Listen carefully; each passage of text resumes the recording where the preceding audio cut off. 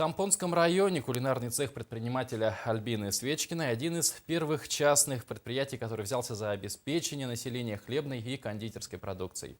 О работе цеха расскажет Мария Винокурова.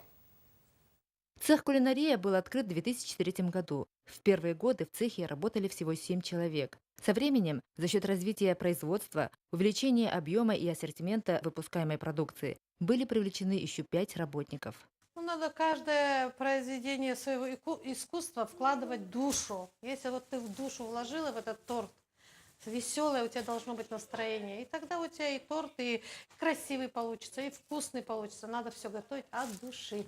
Сегодня здесь 4 производственных отдела – кондитерский, кулинарный цехи, цех переработки мяса, пекарня, где производится более 50 наименований кондитерских изделий, полуфабрикаты, в том числе пельмени, вареники, голубцы, блины со всевозможными начинками.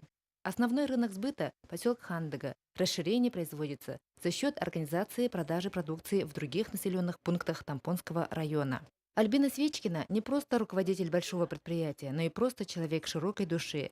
Она активно занимается общественной и благотворительной деятельностью, является председателем попечительского совета социально-реабилитационного центра для несовершеннолетних «Светлячок». Просто мы всегда с ними как бы тесно работаем.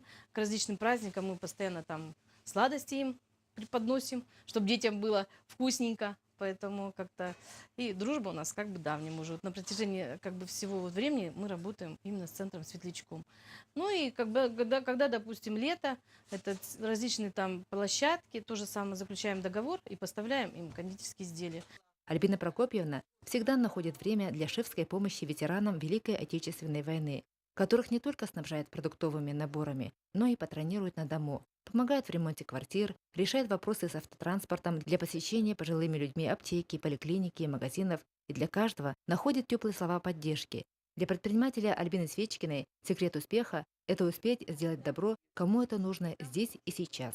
Мария Винокурова, Нина Ханарова, Джоусан Толстяков, НВК Саха, Хандыга.